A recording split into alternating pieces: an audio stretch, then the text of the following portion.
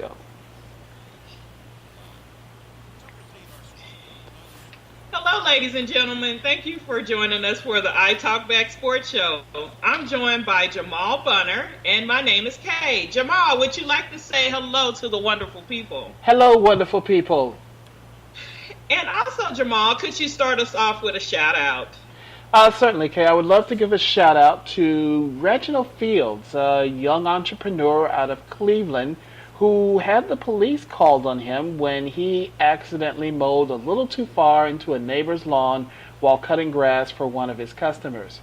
The police came, looked, left, but the customer that he had in turn created a Facebook post for this and got this young man a lot of business. So shout out to Reginald for doing what you do, not being bothered by haters, and you continue mowing lawns, my man. Keep expanding your business. What about you, Kay? I'd like to give a shout out to Atlanta's rapper T.I. for announcing on the BET Experience that he is going to boycott the NFL. He's not going to spend his dollars with the NFL because he believes that the NFL is taking away the constitutional rights from the NFL players. So I want to applaud him for once again standing up for what he believes in, whether people think he's right or wrong. But he does come out and say exactly how he feels about things, and that's what I love about T.I. Agreed. That's a grand move on his part, and I think that it was absolutely necessary. I mean, it needs to be more than just the players speaking up on this. It affects us all. So, shout out and good for him. So, Kay, to start off the show, I had a couple of names I wanted to run by you. See what your thoughts were on these people, okay? Okay. Okay. So the first person that I have for you is Serena Williams. Well, Jamal, I mean, I think I'm on the record as constantly praising this woman for all that she is to the sport, her family, to black women, to the sport, to men's side of things, to everything. She's everything. She's great. Did you mean something in particular? Because I can go on and on and on about her greatness. Well, within her greatness, do you feel that it is okay for her to talk of not returning to the sport if she has a second child? Or do you feel that she owes it to the sport of tennis to come back and to continue to play? Well, as a mother, I would just say that I would never say what I will do if something, happens because you may look at it one way because you only have one child. But when you have two children, things really change. I have two children myself, and my thoughts with the first child, then my thoughts with the second child, it definitely changed, Mm-hmm. So I'm not going to hold her to that statement because she doesn't know, we don't know until it actually happens. That's a fair answer. All right, that makes perfect sense. The second name that I have for you is Joe Jackson, the now departed head of the Jackson family, passed away earlier this week. Your thoughts on the man? Well, he was a man. He was a father to some children. I definitely, I hold my praise or for him, or a lot of people go out and praise him for, putting his kids out there to the world so that we can enjoy them for their entertainment value. I just question the process of him doing so. Even though we got a great product, we just don't know exactly what happened behind the scenes, and what the little bit that we do know, it's not a good thing. I want him to rest, I guess, because I don't think he got a lot of rest in life. Mm-hmm. But I don't really have anything good to say about that situation at all. Sorry. I understand. I'm in a similar boat. I don't really know anything to say other than give my condolences to the Jackson clan and may he rest in peace. And that he helped produce an incredible and very talented entertainment family. when things are complicated, there are a lot of things about family that people outside don't really know. So it would behoove me to just keep it simple. Condolences. And what do you have? I have Dwight Howard, NBA player. What do you think about him? I He should have been among the best. And it says a lot that someone has bounced from team to team to team to team now in the last couple of years and can't seem to find a home, can't seem to make and establish himself again as one of the greats that he was when he first came into the league. And it's sad to see. I really had thoughts that Dwight Howard, when he left the Lakers and went to Houston, would have greener pastures. And they promptly moved him, I believe, to Atlanta, and then I guess it was Atlanta to Charlotte, and now Charlotte to Brooklyn. Is that correct? Was there not a stop in Orlando along the way as well? I'm not sure. Yeah, he played in Orlando. I mean, a second stop in Orlando. A second. Yeah, I can't keep a. Yeah, right, yeah. right. I can't keep, and that's the thing is that. I mean, I wish him the best, but again, same thing, different situation. I don't really have anything that nice as a Laker fan to say about Dwight Howard. Okay, I definitely agree. I mean, coming out and him starting out, I think he had such great promise. So yes, it was Orlando, the Lakers, Houston, Atlanta, and now where he is, I believe is Charlotte, the Hornets. You really gonna do this to me? LeVar Ball? Oh, yeah, he man. should have been able to stay in one team, be right. a 10-year player, and really establish himself among the greats. So it just makes me wonder, the stats, they look okay. I mean, they're all right. So why is he continuously, getting deals to go places? It's just pretty interesting to me. I'm guessing because it's a big man, they think he can pull in, double-digit rebounds every night, and that, however, I'm assuming that he's an off. Okay. If he's not, then there you go. But also, he's a little bit of an offensive liability, so there's that as well. So right. Okay. So the second thing that I have is with LeVar Ball's second child not being drafted. What do you think is going on in the next chapter of the LeVar Ball saga? I think that every time that I've said something, LeVar Ball has done the exact opposite. So I am waiting for the shots fired from LeVar Ball about how the Laker organization has failed and will fail going forward because they did not sign his boy. Not only did they not draft him, they didn't even invite him to the Summer League. So I can see that LeVar is at some point going to make his thoughts known about the team that he wanted his son to go to. Going forward, it's a good question because there are things that we, as people not in his situation, think that he could do, should do, that would make Leandre's life a little bit easier, get him in a better position to succeed, and at the same time, that's not the way LeVar Ball has been. So maybe he'll buy another team or send him back overseas to have him play another year, and this time maybe he'll stay out of the way and let the young man develop. So I have a question. Do you think it is a mistake for him not being invited to the G League? No. No? No. Okay. No,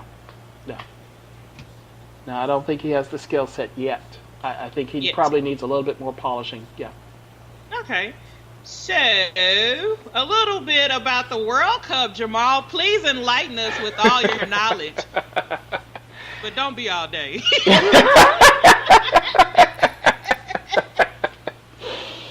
All right, Kate. So, of course, with the United States not involved in this World Cup, this was and has been kind of quiet, at least from, our perspective. But otherwise, it's been a fairly exciting World Cup. as we have now moved to the knockout stages, and that the matchups look pretty decent. There were some teams that are surprisingly in the knockout stage. Japan made it, and as did a somewhat spunky Swedish team.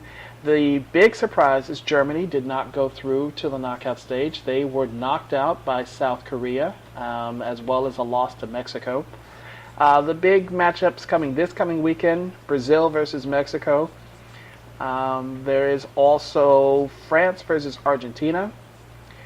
Spain is playing Russia, and an interesting matchup of Sweden versus Switzerland. If I could only keep that straight. The World Cup will continue with these matchups leading up to the quarterfinals by the end of next week, semifinals, and the finals in the middle of the month of July. So, Kay. Yes, sir.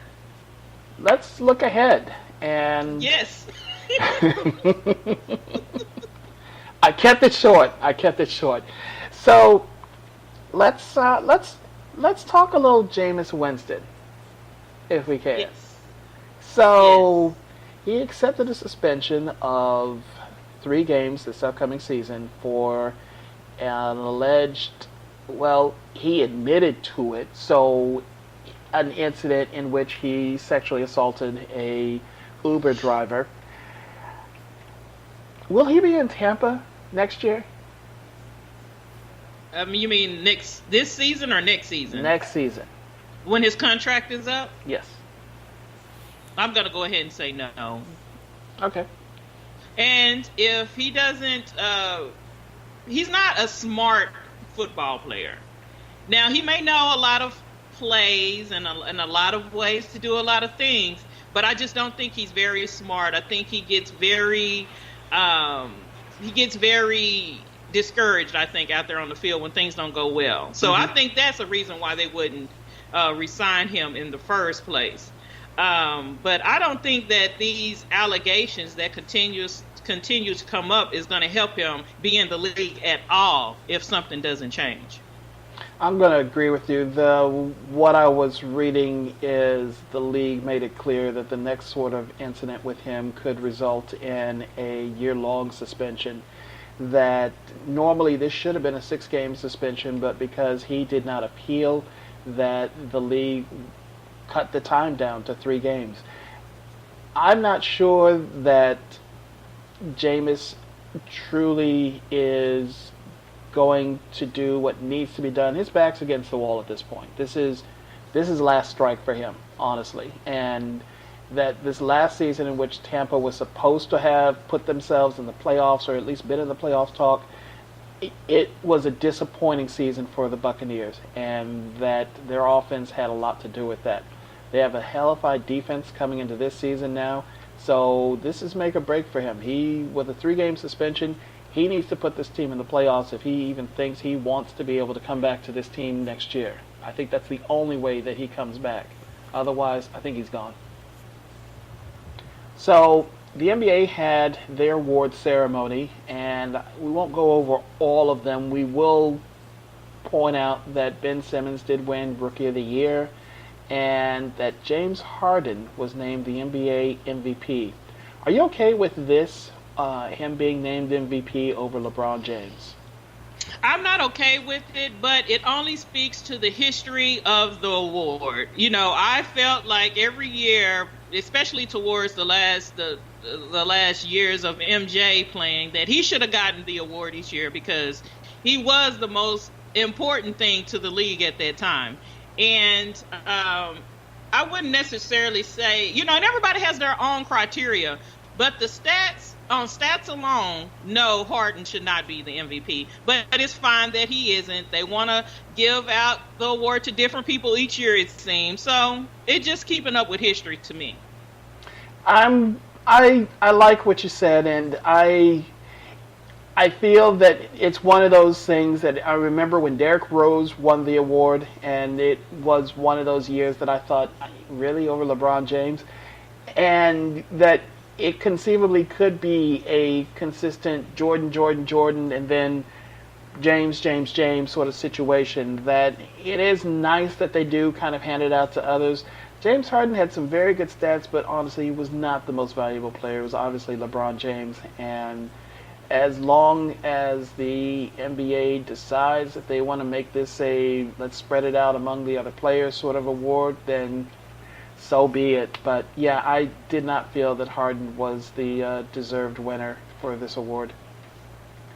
So since we're on the NBA, let's go ahead and start talking a little NBA free agency as the deadline for free agency is about to start. Now, is it a few hours or is it tomorrow? I think it's in a couple of hours today. Okay, cool. I guess depending where you are in the U.S., yes. Okay. Well, as I'm out east, it is going to be interesting. We're going to do our best actually not to inundate you all with too much talk about the decision.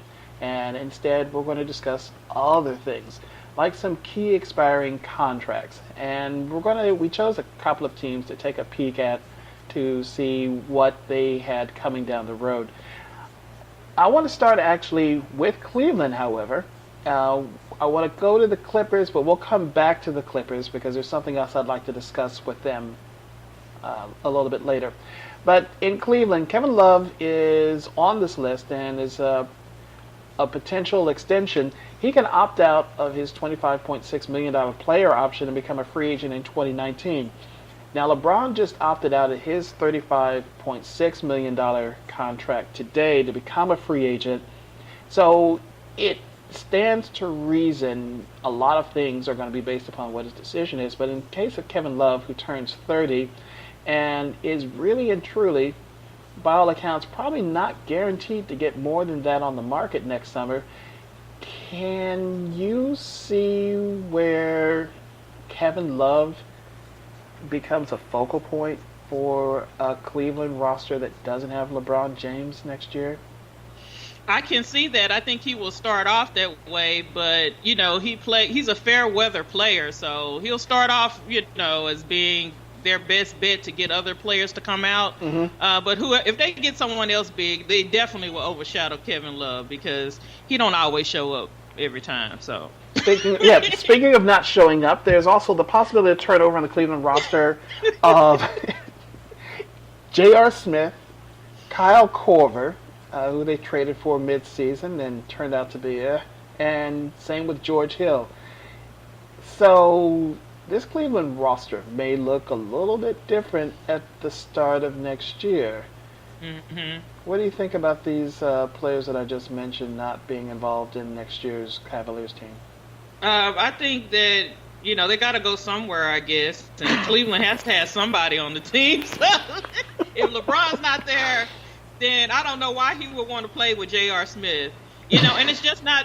It's not the incident that happened in the first game. It's like, and then again, I guess it is because you have to wonder. Like, I see your uniform out there, I see your number, and I see your body, but where are you? Mm-hmm. So. Mm-hmm. Kyle Korver, I mean, he did great until he was needed to do the things that he does, Right. And George Hill, I don't know if it's the injury that he has in his back, but maybe he needed to take a little bit more time off. So, I don't know. It's crazy. I couldn't agree more. The J.R. Smith and Kyle Korver were bodies out there, and that, especially with the case of Kyle Korver being just a straight-up spot-up shooter, that he otherwise needs to learn at some point how to make his own space and work without the ball a little bit better as opposed to just being a straight-up spot-up shooter. George Hill, I don't know. I don't know. I don't know. So let's move on to the Pacers, who will likely be entering the offseason with a league-high 8 players with expiring contracts. So this is a roster that is ripe for complete turnover. That includes Thaddeus Young, Corey Joseph, Miles Turner, former University of Texas player, Hook'em, and Al Jefferson, among others. They're all entering in the final year of their deals. The Pacers put Cleveland to the limit. And while, yes, you are going to point out it wasn't a great Cleveland team in the first place, they put them through their paces, and they're a scrappier team than anyone gave them credit for. You think that they... Except you. You gave them a lot of credit. Yes, you did. And, I felt like, okay, Indiana is going to do this, and they got some really good players, and it was a really interesting series to watch. Mm-hmm. So with all these players coming up, it's like, what actually do they do to have some continuity in the future of their team? Good question. That's a very good question. Plus, I think they are going to finally let go of Stevenson, who has been a polarizing figure, and yes, they just need to work on. I guess they just need to work on being a more cohesive group. I mean, you finished fifth in the Eastern Conference, so it's not as though they were towards the bottom. They were just middle, and a few more. A piece or two, and they really could be up there quietly and quickly contending for the Eastern Conference. I totally agree. I agree. So, let's talk about the other inhabitants of the Staples Center, a team that I really don't have anything nice to say about them. And I don't think you're going to have anything too terribly nice to say about the player we're going to discuss, but after trading away Austin Rivers, the LA Clippers have apparently 8 expiring contracts on their roster. Don't care. And that number could shrink to 6 if DeAndre Jordan opts out of his $24.1 million option. Now, DeAndre Jordan is being discussed on this show because the Mavericks are in play for an attempt to get at Boogie Cousins. So, first, let me ask you about DeAndre. Should he opt in and stay with the Clippers and, try to give that a run, or would you think that it would be better for him to opt out and test the free agency market? I really don't care what he does, but I can tell you, last year I really enjoyed the fact that all the players he felt he was going to play with, and the reason why he stayed, and the people that held the door open for him left him. They deserted him. They said, it's been real. I know what I said, but, okay? So he can leave. He can stay. I do not want a wishy-washy player on my team, okay? I just don't. So I enjoyed it. I enjoyed him. I even watched a couple of games just to see the upset within him. It was in his spirit. It was in his jump shot. It was in everything. Why did they leave me? Why? Yeah, so I'm good on that. I don't care what he do. Just don't come to Mavericks. Well, it's funny you say that, though, because that apparently is the backup plan if they're not able to get Boogie Cousins, or they evaluate that his injury is more severe than, what it's been led to believe. So, if, hypothetically, the Mavericks did trade for and get DeAndre Jordan, you're saying that you wouldn't wear, some DeAndre Jordan gear? I, under no circumstance, I would wear a Roy Tarpley jersey before I wear a DeAndre Jordan. Oh, wow. That's a real throwback there. Dang. Okay. Woof. Roy Tarpley. That's a name I haven't heard in a minute. Okay. So, I will say that even though it is not my team, I hope that the Mavericks are able to make a good play for Boogie Cousins, but that I think that DeAndre Jordan, since the Mavericks do need a big man and a solid rebounding big man, that he would be a good addition to the squad, at least for a couple of years. Yeah. So, we'll close out with, in terms of the NBA talk, with what are your thoughts on the LeBron stakes again? I think that if he's in search of a championship, the only way that he win one is if he goes and plays for Golden State. I don't think there's any setup or anything that they can come up with that's going to actually compete with the Western Conference champs and world champions. So, I mean, I guess he can go somewhere and make it interesting, but I don't think that if he's looking to win, it's going to happen for him anymore. I honestly believe that if LeBron James wanted to win another championship, that, and I regret saying this right now, the easiest place that makes the most sense, honestly, is if he went to the San Antonio Spurs.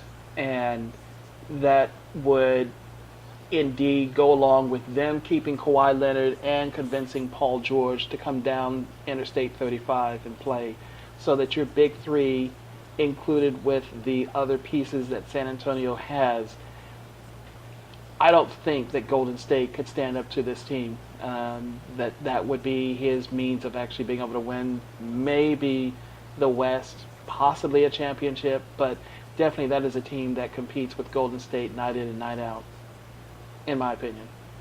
Okay. So let's move along and let's talk about Permit Patty. And I'm going to go about this a little bit differently. I wanted to ask um, the situation.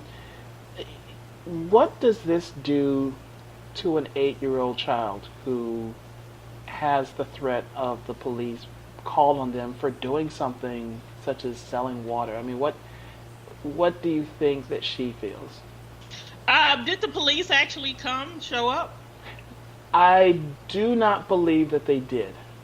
Okay, so it's just, I mean, at this point, I think it's pretty mature 8-year-old. So, all she had to do is tell her friends that somebody called the police on me, wound up losing a documentary deal, had some business deals go through, cancel out on her, ridiculed all across America, all because I wanted to sell water. I think if she has that attitude about the whole situation, then it does nothing to her but motivate her. We need to put our kids in a situation where they are able to learn the value of money and also the value of salesmanship, because that really goes a long way for people's confidence, okay? So I think that it's a wonderful thing that this happened the way that it did, and also sending another message to people really need to mind their own business.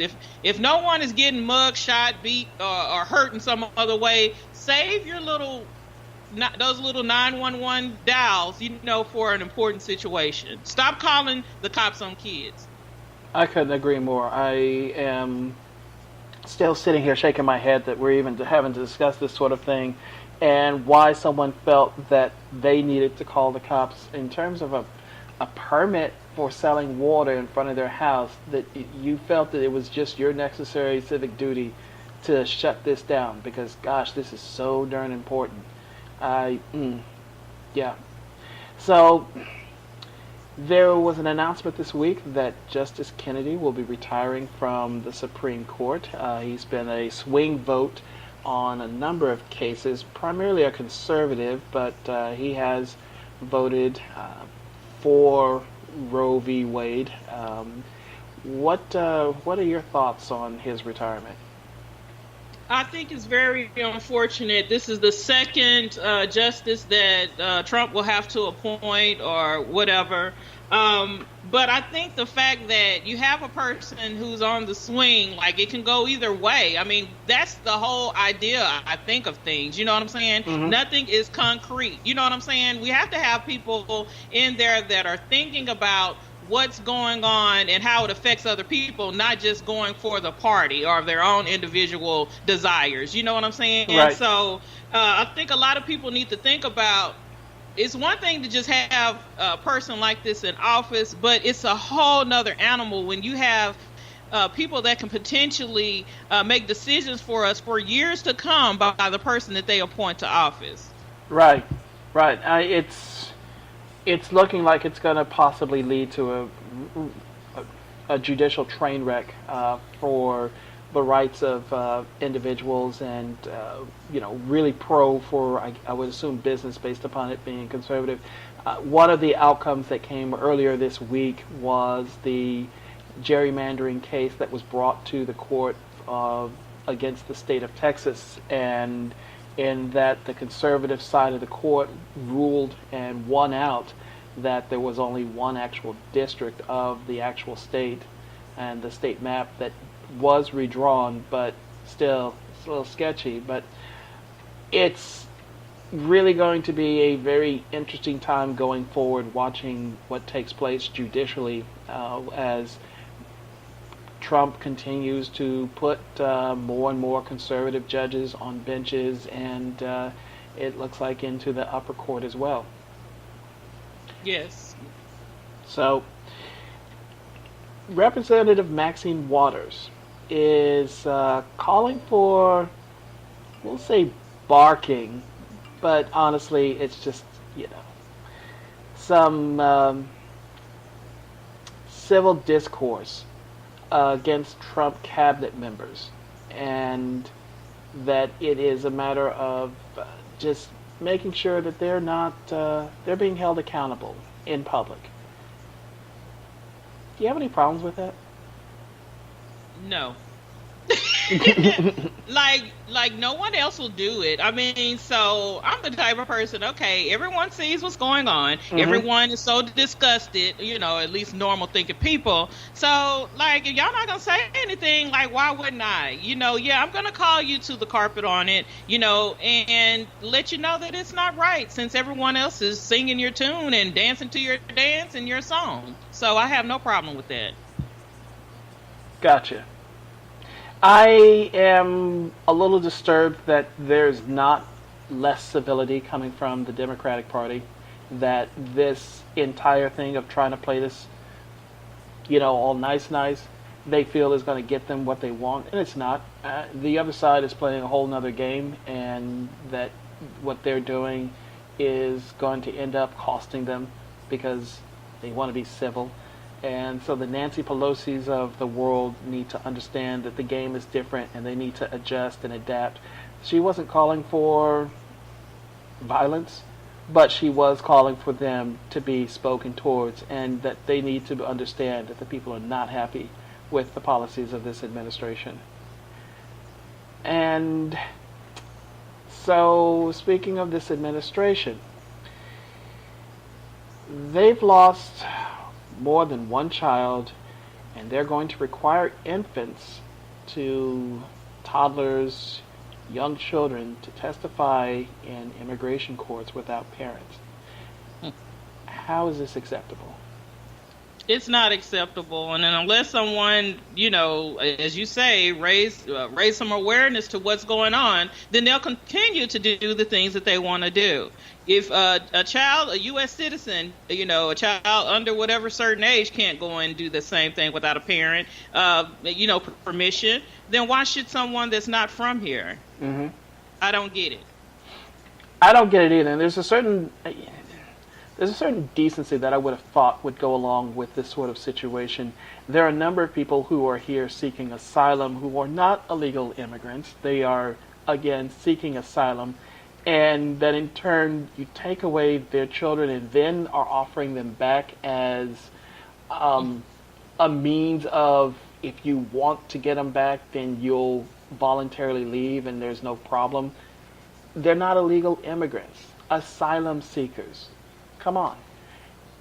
That you have the nerve to try to put these children in a courtroom and have them try to defend for themselves without... In our legal society, like you said, it wouldn't happen. So it shouldn't happen for people who aren't from here. It's a mockery. It's ridiculous. So let's lighten the mood a little bit. And have you watched any of Luke Cage this season 2? Yes, I might have gotten 4 or 5 episodes under my belt. Okay, all right. What have you thought of it thus far? It's a little general hospitality, like all the feelings and the inner checking of your spirit and the checking of your manhood, and are you manly enough, and are you too man? I just don't care. I want him to whoop butt, and I want the Mm-hmm. villains to come out and be as nasty as they think they're gonna be, so that he can wipe them all out at the end. Because we already know what's gonna go on in the end, right? So I can deal with all the touchy feely stuff. I don't want to be boo-hooing, because of this and that. So that's just what I think. What do you think? I think that you struck on a very good point. I'm considerably further along than you. I'm just about done with the series.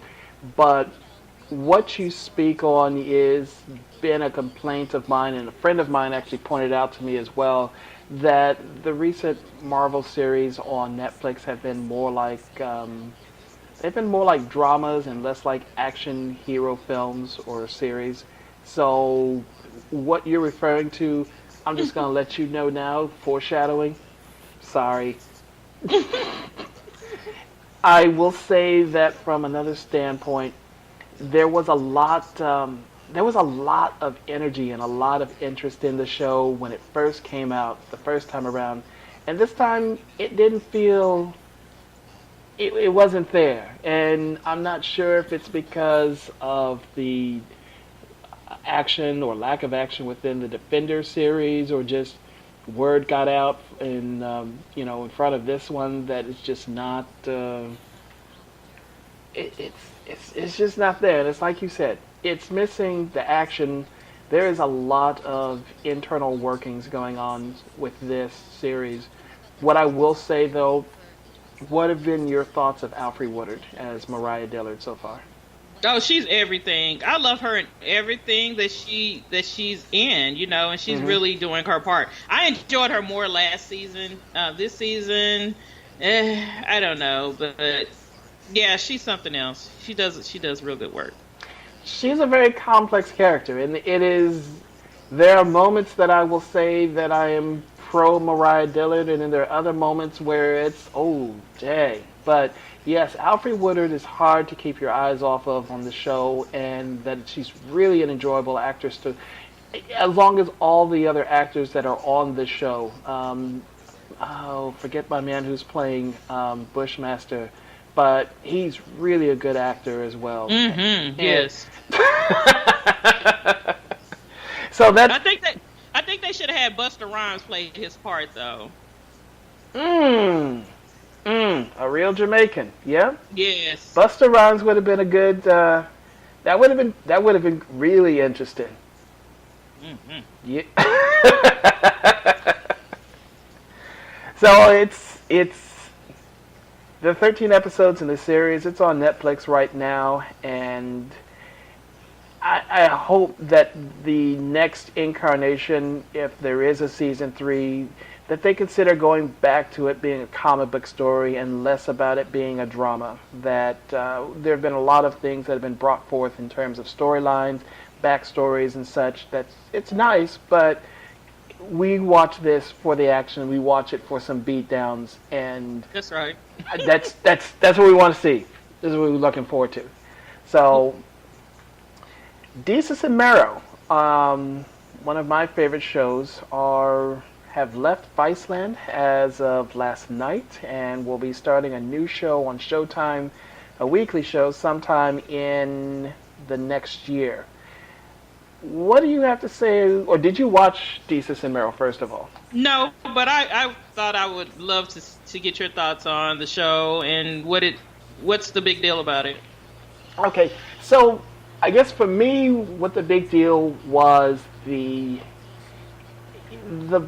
entertainment value of these two gentlemen from the Bronx that who came with just this everyday street knowledge, as well as the ability to look at issues and give a comedic approach that wasn't just crap. It was actually, there was some insight and so forth. That Mm-hmm. you had black entertainers, Afro-Caribbean entertainers, who on a nightly basis gave you something that was different from what the other guys were giving you on the late night talk shows. Okay. And were they corny sometimes? Sure. But their interviewing skills were second to none in terms of the guys who do late night currently. And they also featured people that they didn't normally get, seats on the couches. It kind of reminded me of the Arsenio Hall sort of situation, in that you had somebody or you had people who were putting on other black folks, other people of color who don't normally get to sit on the late night, couches. Right. Mhm. And now that they're leaving, it leaves this vacuum again of there's not someone doing a daily late night sort of show that is going to talk to us, talk to Okay. us people of color. And so I'm gonna miss them, and it's really sad to me that they're going also to a weekly show, so that when they do come back, it's got to be once a week, and that is something I think that it's got to be kind of lacking. I'm kind of sad to see them go, but I wish them the best of luck. Yeah. So, BET Music Awards. Did you watch? I recorded and I watched. I didn't do as much fast forwarding as I thought I would. Really? Because of the people that I could not understand rapping. Um,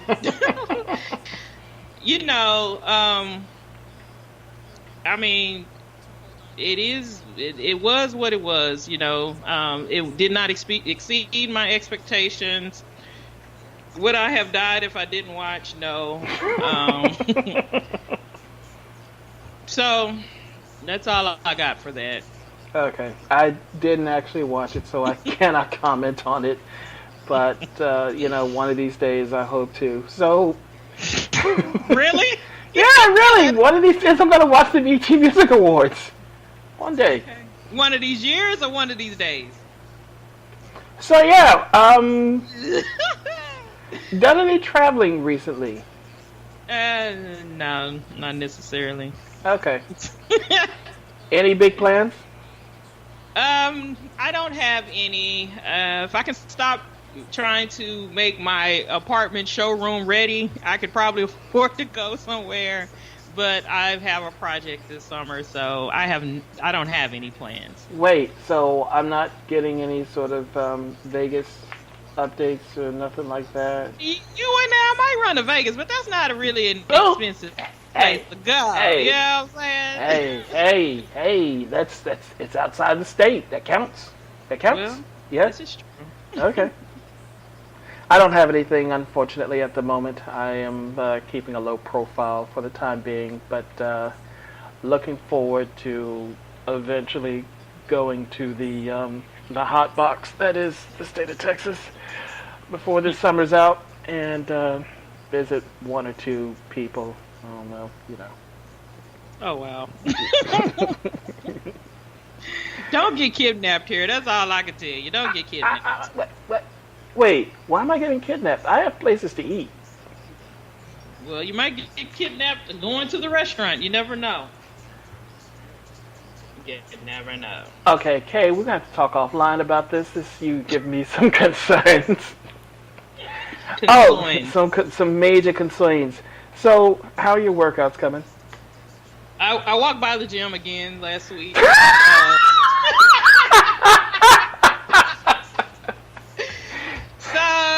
Me and my trainer, we gotta get some stuff going on. He was supposed to send me some programs, some things I can do at the house, since I keep walking by this place and not actually walking in, But, I'm gonna get it together, Jamal. I'm gonna get it together. Okay.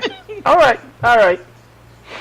Well, tell you what, Kay. I am glad to hear that everything is going great with you walking by the gym, and hoping that you have a good weekend. We will let's reconnect again next week and touch on some more subjects.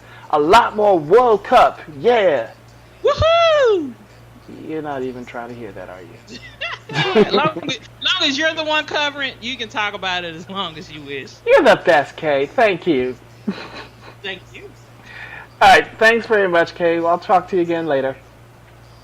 Bye. Bye.